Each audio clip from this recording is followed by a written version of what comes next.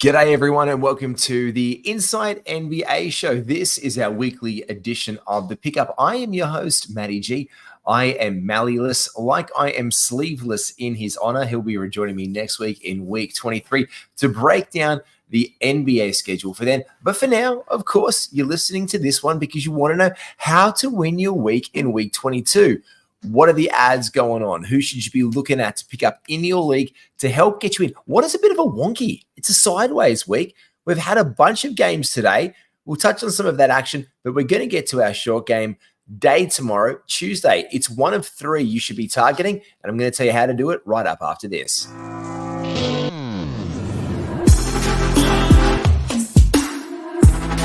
Welcome to the Ultimate Super Coach and Fantasy Sports Show. You are now listening to the Insight Fantasy Sports Podcast. Yes, cruel and twisted are the fantasy gods and the fuckery that takes place with Adam Silver in the NBA scheduling team, who looked at week 22 as the week that they should do 3 days, which is, just a minimal bunch of games. Like that one game in the middle of the season where they went to play over in Paris and Brooklyn and Cleveland, had a short week because of it. Well, that's what we're looking at for week 22. Again, we've just got Monday out of the way. We had 11 games of action, and we can look forward to 2 days of 12 games of action on Wednesday and Friday. That means 24 teams in the NBA are playing, followed up to cap your week off with the Sunday, which is 10. This leaves us with Tuesday being 4 games. That's today when you're listening to this podcast. 4 games. Thursday with 2 and Saturday with 3. And what's really good about this is we can use that to our advantage because low volume days give us a quality of game. We can bring people into our schedule. And there's been some bit of injury news. So let's get up to that one. We will touch on this very, very quickly first. Let's touch on those ones, like I said, on the low volume games. I did this with Matrix again the other night, and some people said, who are those teams again? Well, I'll tell you, those 2 teams are the Bucks and the Pelicans. These guys have games on the Tuesday, Thursday, and Saturday. You get 3 games out of them on those low volume games, whereas your opponent's going to have to be scattering for someone. You can kind of target those a little bit early. Key ads here for the Milwaukee Bucks are Malik Beasley, Jay Crowder, Pat Bev, and Pat Connaughton. Just a couple of Patties doing their thing. Whereas with the Pelicans, you've got Larry Nance, Jose Alvarado, and Najee Marshall, who is getting an increased run. Now, it might have been only against the Pistons the other day, but Marshall has had more run. In this second unit, he's actually had a little bit more of the ball instead of Jose Alvarado as well. He seems to be initiating as a high point of attack player, which I really liked from him the other day. Now, again, it was against the Pistons, but he's put together a couple of really nice games now. So I actually would probably bump him and Larry Nance Jr. if you're looking for steals and maybe assists and those hustle points there. Jose Alvarado definitely comes into play. But I've kind of like, when I saw her face, now I'm a believer, I'm kind of feeling that way about Najee Marshall. His last game, 4 threes, 14 points. He's got 8 rebounds and 7 rebounds, respectively, in his last 2. He's getting a couple of defensive stats. None last game, to be fair. I mean, look, it was against the Pistons. You could have gone for 4 steals, Najee. Let's not disappoint us anything. But I think he is one of the guys that I am targeting, especially in the wake of the Brandon Ingram industry. And with the Tuesday, Thursday, and Saturday game for the Pelicans, he has gone up 9% rostered to be 16% rostered in Yahoo leagues in the past 24 hours, which tells me that other people are starting to smell what the Najee is cooking and get them into his lineups. We can have a look at Larry Nance Jr. And here's also the other strongest option. He's getting minutes based on the size-wise. Now, they played Valanciunas out there the other night, and then they brought him off and they put him in. He's played 27 minutes in his last game. He was perfect from the field his last 2 games. Now, it's only 6 shots, but when you're in a weekly league and you want him for 3 games, and he's gone 100% for the last 2, that's nice. Now, sure, but Matty, he only took 1 shot the game before that, and he missed it. And that sucks, sure. But what we look for is him on bulk and on averages. And although he might hit 0 from 1 every second or third game, look, to be fair, he could probably bloody do it tomorrow for the love of goodness. But he is going to continue to get those minutes right now, especially again in the wake of that Brandon Ingram injury. Whereas Jose Alvarado is run out there, though. Do also put on your radar for the Pels, Jordan Hawkins. He has been getting some extra burnout there, but not really making too much of an impact.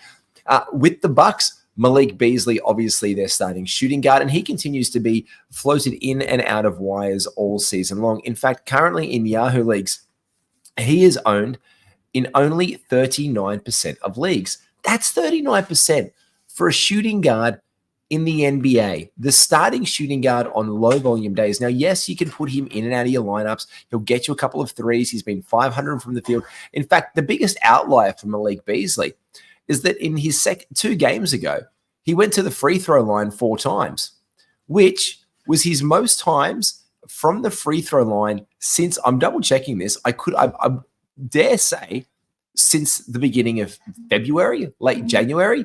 So he's not going to boost you and get you volume by way of the free throws, but he is going to get you some threes. He is going to get you some points, but he won't do much else. Look, a ball will bounce in front of Malik, and he'll get it. And in the NBA, if that ball bounces in front of you after it's hit the rim or the backboard of your team or the other team, that counts as a rebound. And you get that, and that's what he does. He pretty much just gets those balls that flop in front of him. Yes, the balls that flop in front of him are called rebounds, and Malik Beasley will get you a couple of those. Continuing to get extra burn is Jay Crowder. He has improved as late. Pat Beverly getting minutes, and Pat Connaughton as well. These are the guys we can be looking up around the fringes of those 3 teamers. Let's have a look at the back-to-backs for this week. We can ignore our Monday and Tuesday, but just to pay attention to the fact that the Dallas Mavericks and the Sacramento Kings are on the back of that. Now, Keon Ellis was a really hot ad for the Kings, and you can probably pick him up and use him in your squads later on this week because some people may burn and turn him. As it is Tuesday, we're about to head into 3 teams who have a back-to-back on Tuesday and Wednesday. That is the Warriors, the Lakers, and the OKC Thunder. Why this is important is that for all intents and purposes, for these back-to-back games, LeBron James could be out. Now, he is definitely out, we're experiencing tomorrow. He is doubtful to play with left ankle tendinopathy. Now, if that's one game, it could extend into 2 days for these guys. Now, if it does extend into 2 days for the Los Angeles Lakers, well, what we're looking at there is more of a run. Now, Spencer Dinwiddie got the bump the other day with D'Angelo Russell being out. I think he could make his way into the starting lineup here, but Taurean Prince probably could be the starter.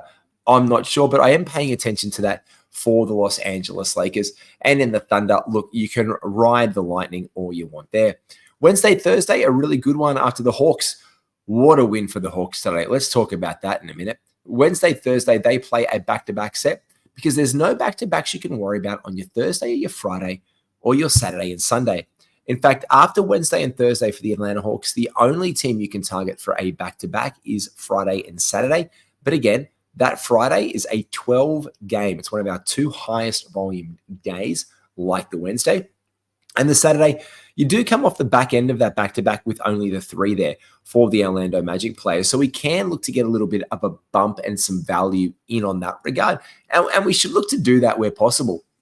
Let's just go over right now some of the absolutely hot guys before we get down here. But talking about hot guys, hot guys and hot gals, just hot people doing really great hot chat in our Discord Unlimited community and in our regular Discord community. The link for that is down below. It's only $25 a year for our unlimited service. That is access to the experts. That's me. That's Skitty. That's Melly. That's the NBA team. You got that. And my boy Matrix, not only does he do service on the NBA, he's over there with NRL right now with Whisperer and, of course, the big brain boy Braino. And also Skitty, he's doing double service on AFL from the NBA show with the big horse Mick Dell and Herbie. It's a whole bunch of chat. These seasons of NRL and AFL are getting into the swing of it. And also, we are in the playoffs. So if you need that last-minute advice, if you're not sure who to pick up, DM us on Discord. Add us. We will get you there with the experts. Again, check out that Discord Unlimited below. Check your links on this podcast if you're listening, and let's get to it. And let's get down to our game preview. He's heating up. Yeah, let's just get out of the way for the Tuesday action to see who we're looking at first and where we can go from there. Because again, this is where we're going to bring guys in and out of our lineup. Because again, with the back-to-backs, we want to target on these teams for the Tuesday, Wednesday, get that burn, especially again, if you can look at your roster and identify the fact that although there is 12 games on Wednesday, you might have a roster spot available. Like, how many spots do you have? Like, do you have 10 men in your roster? Do you have 12? How deep is your league? I know in 12-team rosters where there might be 10 active slots, you might have a utility position instead of just having a guard, a point guard, a shooting guard, a small forward, a power forward, and a center, and one. You might have some flexibility, or you might have one of those really weird ones where you have a F or C eligibility, or just a G eligibility, and you can get somebody in. And maybe you don't have enough of those guys. Maybe you're small forward heavy. Maybe you're power forward heavy. There could be room for you to maneuver just to get that extra bit of a bump. So let's get down to that and have a look at our first game on the docket for the day. That is the Golden State Warriors versus the Miami Heat. Now, look, both of these teams really must win. Bam Adebayo is on the injury report. He is playing, though, with a lower back contusion. Caleb Martin, Homie Hackers Jr. and Kevin Love are all questionable, whereas Tyler Hero remains out for probably the remainder of this week, and Duncan Robinson, who was possibly expected to return for the Heat, is still out. The other questionable tag on this game is from a Warrior, Trace Jackson Davis. Now, he has been an excellent streaming option, and usually I would recommend him to pick him up into your lineup for this one, but with being a questionable tag, do we see him get minutes or not? If he doesn't get minutes, we could probably expect to see a good boost to Kevon Looney here, and probably a little bit more burn to Moses Moody as well if they're running some small ball out there. Obviously, Pods is an ad in leagues where you can get him in, but he is well and truly off the wire. And Andrew Wiggins has been picked up and dropped off and picked up and dropped off. And yeah, you could probably bring Wiggins into your lineup if you're looking for anyone from the Warriors on the back-to-back set. But Trace Jackson Davis would be my number one go-to with his availability in more of a majority of leagues. And no one there from Miami that I'm looking at. Again, I'm probably just going to give myself the 2 games instead of the 1, especially if I have that spot there. If not, though, looking elsewhere. Like I said, the Lakers and the Bucks is a game we want to look at tomorrow for some availability here. Now, off the injury report is D'Angelo Russell, who has been an absolute flyer. D'Anthony Melton. I'm just still fearing from one of my injury-ravaged season players this year who may never play basketball again this year, as far as I know, unless the Philadelphia 76ers just have some kind of resurrection and they all just come back together at the same time. It's like the zombie apocalypse and they just run around out there at the end of the season. Who knows what could go on. Anthony Davis is probable as per usual, and I'm expecting Spencer Dinwiddie to get that bump into the starting lineup tomorrow in as the shooting guard, just to mess with it. I wouldn't be surprised, though, if they throw us, just with the sheer size of this lineup, to see Cam Reddish go out there or Taurean Prince. Damian Lillard will cook, probable on Chris Middleton, probable on Giannis Antetokounmpo, but I do expect them both to play. Giannis was probable the other day, and then he went for almost 20 rebounds against the OKC Thunder, because they don't have a traditional big man or anybody to put in front of him, because Chet Holmgren against him is veritably a twig. We also mentioned that Bobby Portis in the leagues that he is available in should be picked up on this one. I didn't put him in as my must roster guy because the chance that you'll be able to get Bobby Portis in your league is slim to bloody none. If for some reason someone's made that last minute, just check. Maybe there's a chance. But when Bobby Portis is 78% rostered in Yahoo leagues, there's no point recommending him. But again, if someone dropped him, just check. Because you could be in that league where someone needed someone at the very last step last week and they dropped Bobby. They got him on the last day. Because again, that action of that Bucks game was on Sunday. And when people are changing tact for the week ahead, what's your cooling off period? Is it 24 hours? Is it 48 hours? If it's 48 hours, you won't get him. Maybe you put it on a waiver claim for him and they get to attack him for Thursday's game and Saturday's game. That's probably a good shout. If you're in a 10-man league, you probably got a good chance of pulling him in. So definitely there. 12s, there's a chance. But I'd probably say that's more of a 10-man league there, and that's where we're looking deeper into the Pats and also Malik Beasley, as I said, who has been under-rostered in a majority of leagues in the course of this season. No one else there I'm really looking at for the Lakers apart from Spencer Dinwiddie. And as I said, he will be a good add. They need some offense to drive this team forward, especially if Austin Reeves can't get it going. Rui Hachimura is going to be out there as like a road bump to Giannis. And Brook Lopez will continue to do his thing in the middle there for the Milwaukee Bucks. Our next game of the day is the OKC Thunder and the New Orleans Pelicans. We can probably expect to see the Thunder make a big bounce back after being absolutely horsed the other day by the Milwaukee Bucks. Off the injury report, due to his face injury the other day, is Lou Dort. We can expect to see him back in the lineup. On the break of these guys, there's no real bench players that stand out. They have their rotational players, and for one of the best teams in the Western Conference, it just feels like they're shallow sometimes when I look over saying we should add these guys. Look, if you're in a 3-point percentage league, Isaiah Joe, he's on a burner, but that's probably all I want. Because the real team that you should be paying attention to is the New Orleans Pelicans. Now, this could be a very tight game, or it could turn into one of those blowout games, a bit of a Western Conference statement game, one could say. I'm not sure which way it could go because every single time we say this, the Pels just come out and do it. And these guys are long. They are absolutely massive. And they're probably one of my favorite league pass teams of late, the New Orleans Pelicans, just because I love how they work. And I'm looking over what you could do with these guys. And every single time I look over them, I don't see any holes in their weakness. I don't see any holes in this armor. Not against the OKC Thunder. Val can absolutely baby Chet. And if they try and go small, Larry Nance, who's their backup center? Like the other Jalen Williams? Kenrick Williams playing some small ball 5? Now, I don't know here, but I definitely see that Larry Nance Jr. is going to get a bump and be about 25 to 28 minutes if they play it either out. If they just want Val to get in there early and baby them, I mean, if they go small ball, Zion could just baby them. Like Trey Murphy, Herb Jones, these guys are going to space the floor. CJ McCollum is going to attack. This is going to be an absolute blistering game to watch. I think it's probably my favorite game of the day to watch. And I'm still loving Najee Marshall and Jose Alvarado continues to get burned off the bench. And again, just watch those Jordan Hawkins minutes again. I feel like they've been creeping up lately and they're giving him some more minutes that they would usually give to Jose. He's been a little bit cold from deep. If he can get it going in one of these games where he has to, like, this is more of a challenging game than against the Pistons. And we know Jose loves the spotlight and he can put up some big numbers when given the chance. This probably won't be that game. But again, a stable source of assists and some steals, but his field goal percentage has been a bit of a bummer lately for Jose Alvarado. So just be conscious of that when pulling him into your lineup. And this is where I'm more of a fan of the Larry Nance Jr. and the Najee Marshall ads. Again, our last game of the day, because again, it's only bloody 4 games. It's very, very light. We have on the second night of their back-to-back, we have the Dallas Mavericks and the Sacramento Kings. They both head up against each other. It's a couple of Western Conference Titans on this one. An absolute heater by Kyrie today after starting off cold from the field. He started to get his stroke back.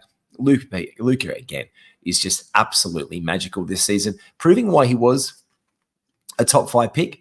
I know one of my mates, Nate, shout out to you, Nate Hand. He was like, I've got pick, I think it was pick 2, I think it was 3 or 4. I can't remember if it was 3 or 4 now. He was like, do I take Luka? I'm thinking I might go somewhere else. I'm like, dude, just take Luka. Like, the man is a walking triple-double pretty much every day he steps on the court. His offense is, he showed his free throws improved in his off-season work. I think he's good to go this year. There was do we remember when we were giving him a bit of a ding because there was like a leg injury on the guy at the beginning of the season? Like, we're not sure what's going to happen there. Well, that went away pretty bloody quickly, and he has been exceptional lately. Domantas Sabonis continues to be an absolute monster. Again, recording only one of 5 players to record 25-plus triple-doubles in a season, joining an elite list on this one. So big shout-out to him for his achievements today. Keon Ellis has been the add in these guys, and Malik Monk has been good. Sasha Vezenikov is questionable for tomorrow, and these are the only takeaways. But the other guys are this. If we're looking at the Dallas Mavericks for the rest of the week, we can continue to see some minutes for Dante Exum, Tim Hardaway Jr., he was great today, and Derek Lively the second, not the first one, but the second Derek Lively. These guys are going to get you some burn tomorrow. I like Derek Lively out of this matchup just to come on here. Look, there's no real great center on this backup, Like, I don't really like Alex Len. Don't like anyone else in this team. Duarte, Davion Mitchell, there's boys, but when they put these two bigs in, Gafford and PJ are huge. Like, these guys are monster units. I reckon they're going to be a really good matchup. I think Derek Jones has the nice defensive size to match up against Keegan Murray and give him a little bit of curry tomorrow. I think it's definitely going to be a blisteringly paced game, but I think with the way that the matchups are going to shake, we can definitely get some value off the bench from the Dallas Mavericks tomorrow. So that's kind of where I'm paying my attention with some of my streams and my ads. So again, we're looking for those guys to be the ones that get the absolute bunch of the ads. Let's look about who, though, have been the hottest ads of the week so far. Pull over by this hot guy and let me out. Yeah, transaction trends against Yahoo and where you can most likely learn. This is just off the rip where guys are going and outgoing. And this is since the ad of the new day, which is about 3 hours. The hottest player to be ad tomorrow is Rashawn Holmes. He is a great shout for some power forward center minutes where you can get him in. He has gone up 7% to 19% rostered in the past 24 hours. He has a game on Thursday, 2 games out as well. So he's got the Thursday and Saturday game coming up this week. So he plays on Thursday, which is Wednesday in the US, and then Saturday, which is our Friday in the US, if I'm not mistaken. Whenever I look at Yahoo, it always gives me one of two things, and I never know what bloody Yahoo. Yeah, it's on Wednesday. It's on Wednesday and Saturday, on Wednesday and Friday here. It just tells me. Them. Yahoo tells me them in Australian dates, and thank you very much, Yahoo, for recognizing that I'm in a different country.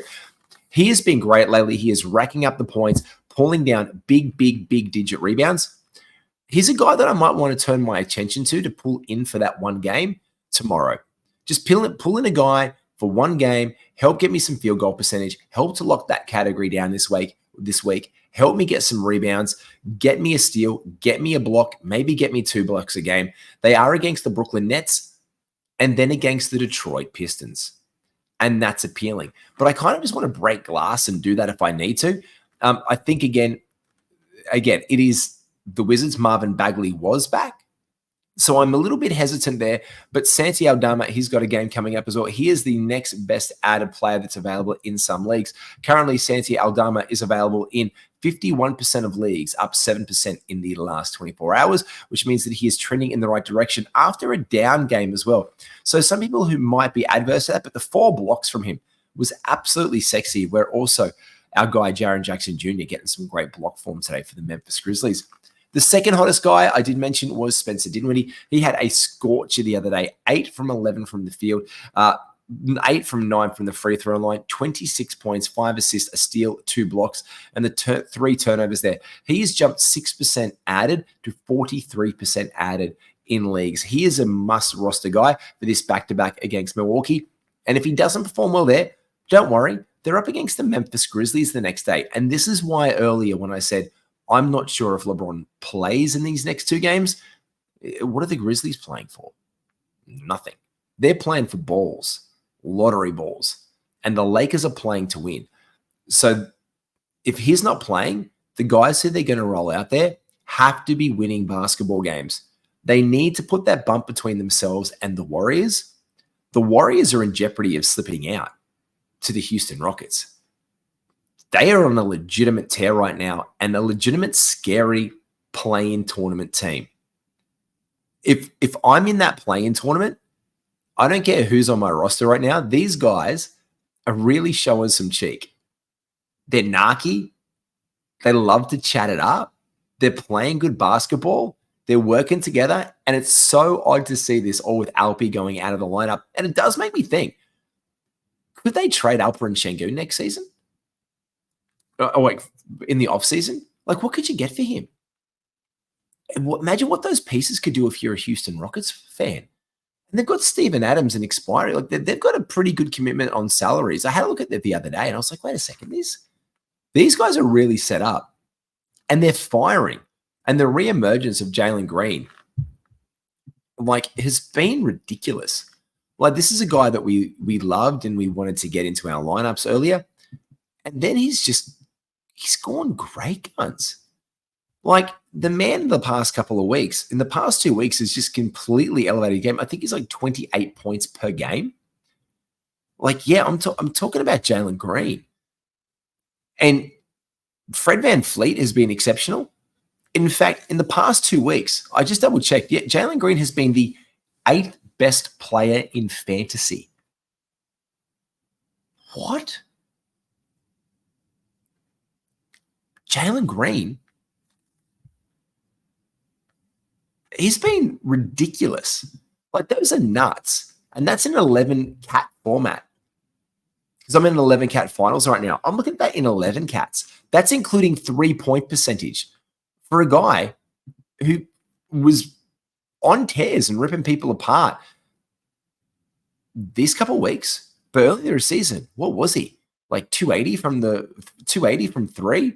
Like, people couldn't get him off his team fair enough. And yeah, in 9 cat leagues, he's the 9th best player.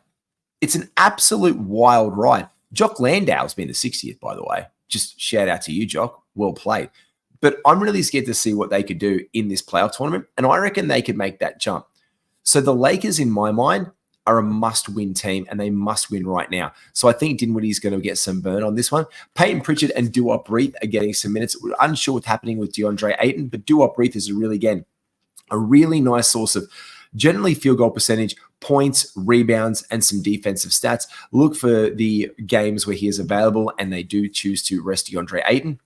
Also, Mo Bamba in Philadelphia, and Kyle Anderson is getting those minutes in Minnesota as well, obviously, with the injuries. And again, questionable tag placed possibly this week on Anthony Edwards. If we have a look through their schedule, the Minnesota Timberwolves, who should be rested, do play the Detroit Pistons on Wednesday before playing Denver, which I think is going to be a hell of a game, and Chicago. So I am a little bit curious to see how it shakes out with Ant. And if he plays against the Pistons, do they need that game? Do they not take that game? Where are they going? I think we can pay attention to that one. And if he rests, get some more bump there. And the other player that is the most added right now, 19% started. He is rostered in 35% of leagues currently, is Marvin Bagley III. Again, he has come back into the lineup. He only played 16 and 17 minutes since returning from his injuries, but he has put up a couple rebounds in the last game. 2, to be fair, 16 points, 100% from the free throw line. Excellent field goal percentage. Yeah, there's nothing wrong with bringing him in, but it's just some points and some rebounds if you're going to get that after Marvin Bagley. But that's what we can look for the next couple of days. I will catch you again on Thursday for the chase down to get you prepped for your weekend. Make sure you like and subscribe to all things Insight. I'm Matty G. You can follow me at NBAGWiz, and you can check out all our links for Insight down below. Take care. Be well. Go win those playoff weeks.